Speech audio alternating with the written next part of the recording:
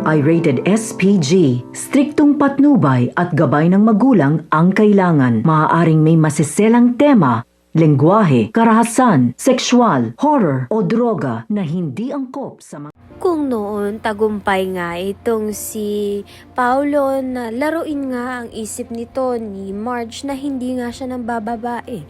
Ngayon napanood na nga ni Marge ang skandal nga nila nito ni Thea. Mapatawad pa nga kaya siya nito ni Marge dahil mas pinili nga ni Paulo ang panandaliang kasiyahan kaysa irespeto ang kanyang sariling asawa.